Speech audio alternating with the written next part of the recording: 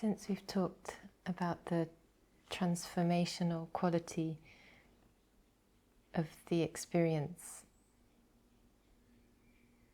of art or being faced with beauty, I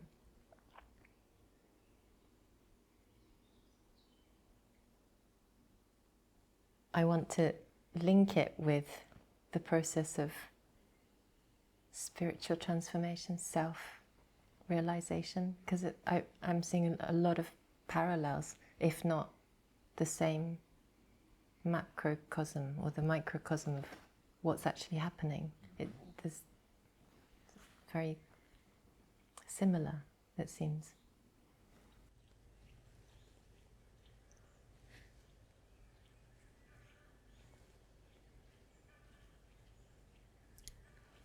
It is.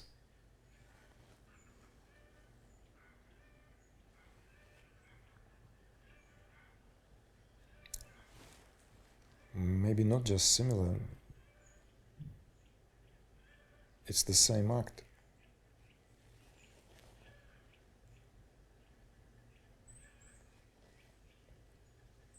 Who knows, maybe that's what gave Abhinavagupta this audacity to gave his famous gloss of the Natya Shastra, so as to introduce that additional flavor, that rasa of peace, so as to redefine the theory of aesthetics and theory of rasas while still in its formative years, so as to give us this, or reposition us immediately there and then in terms of the noble purpose of all art, which here seems to me in being able to provide, even in a detail, and perhaps more so, as we can find in some of the approaches, particularly Eastern approaches. It takes us back to that how much that detail plays in Japanese aesthetics. Where the whole can be experienced, when the totality can be experienced, even in a glimpse, even as that umami, that flavor that is uniquely coming from that particular brew, of that particular variety, of that particular cultivar. And within that uniqueness, we are, even if momentarily, given a taste which is one and the only flavor that holds everything together. So we partake here in the uniqueness of that, what that setting provides, what that unique flavor provides. And in sipping, brimming,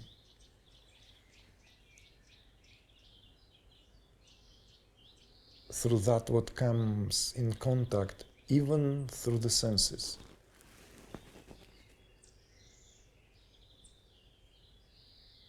That flavor of peace, that shanta, that taste of shanta, that what unites and connects all experiences. So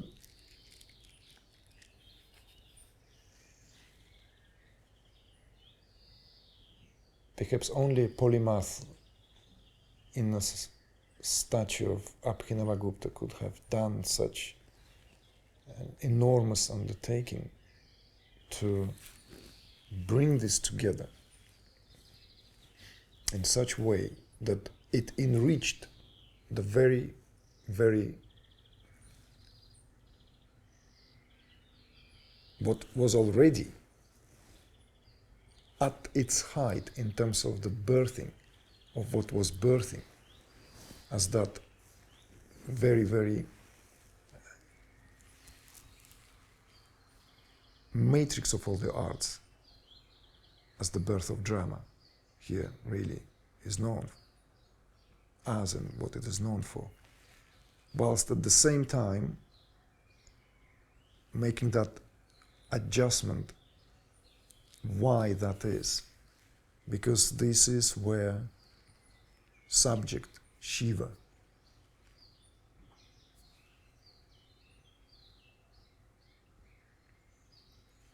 savors,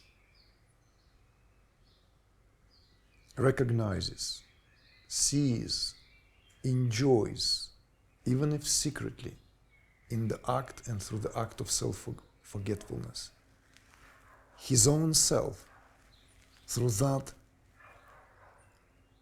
act of self-imposed limitation, where the uniqueness in a particular setting provides still, nevertheless, that flavor which gives the possibility and opportunity for self-recognition in a minute act. Even a simple folk, uninitiated, partakes in that as in the secret act which they do not at all know, nor do have any capacity to recognize, so to speak.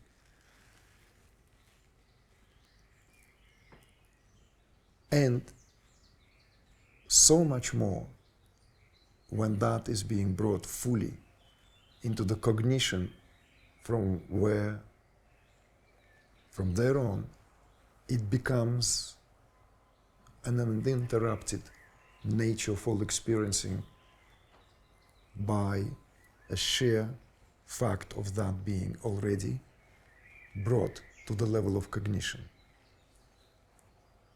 as self-recognition, as an act of re-cognition. So of course it's not even just a replica, although I've heard this being spoken of as every act, every creative act has that replica.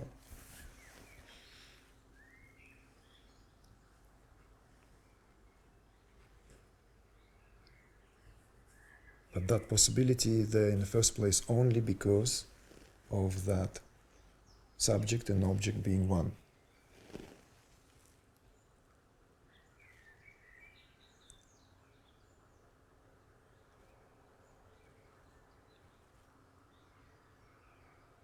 One's recognition of oneself is through that what object here provides, even if it's nothing other than pure subjectivity of experiencing. So therefore, a lot of artists, when they are attuned enough, sensitive enough, they constantly enter or thrown into that territory, that area, where all this in a molten state of pure potentiality, because that's what creative state is. And in that state, act is divine. In that state, whatever comes through is no longer limited to that, what everything that has name and form. It now mingles and infused with that what is known as divine providence or simply grace. And we know that it's a most intimately known experience, most intimately known to all of us who have touched that to whatever degree and been touched by that. When being in that open state where that creativity reigns supreme and does what it wants.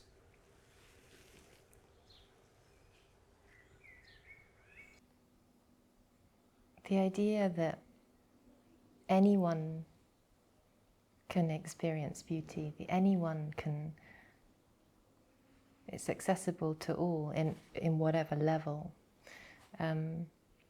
Just wanted to share with you that an experience that I had that I only realized later what it was. When it happened to me there and then, it was so all-encompassing, and it took me that I had no idea really what happened. But I was 15 and in my room, and at this point I wasn't a serious violinist. I was good, but I wasn't practicing very much. And I was sitting in my room and I listened to Mozart in my room, and I don't even to this day remember what it was. And I was sitting in my room and the music came in, and in a split second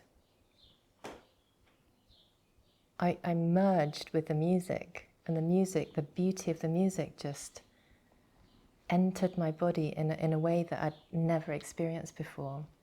And in that moment, it brought me to my knees, and golden light just shimmered, and I had tears in my eyes, and I didn't know exactly what was happening, but I felt merged with the experience, and everything merged. And in that moment, I felt called to, I viscerally experienced beauty in all my cells. It was all beauty. And it was from that moment that I was on my knees and said, I want to serve this, because it feels like the highest calling. And that was just my experience of beauty in its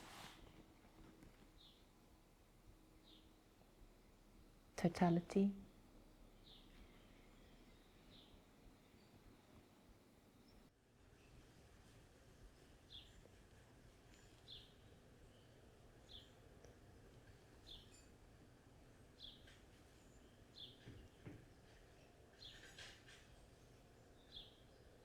Well, that's what true intimacy really here really is, the true intimacy of all experience. So that in a work of art, in partaking in a creative act,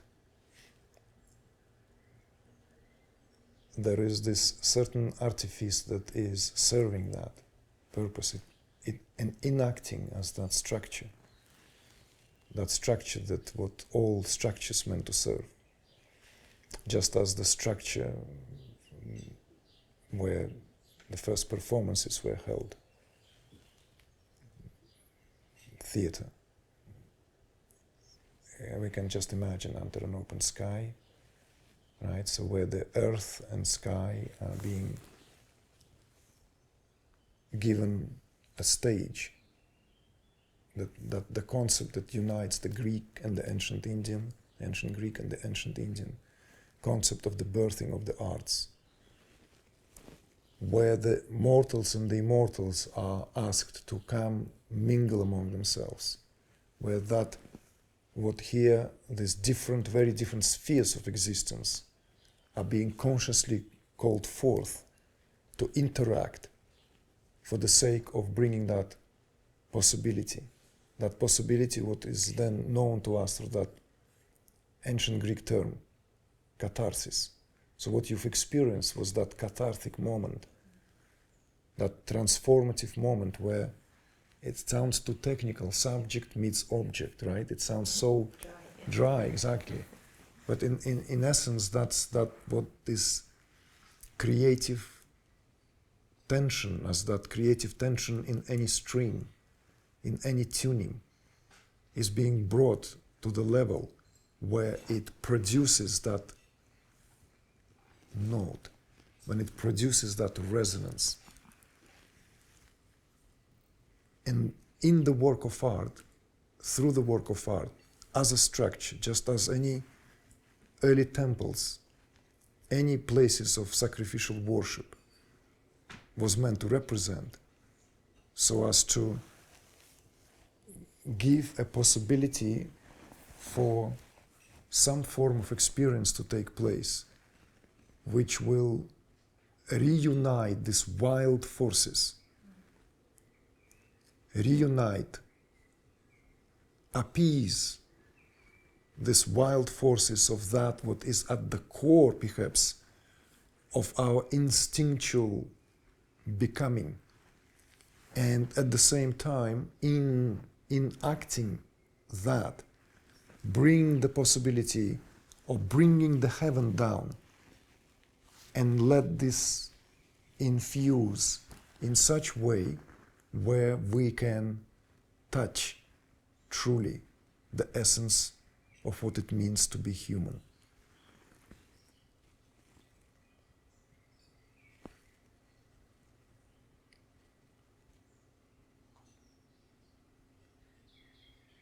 And it is a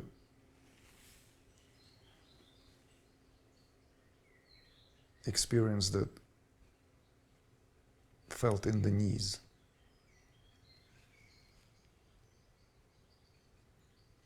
Why? Because it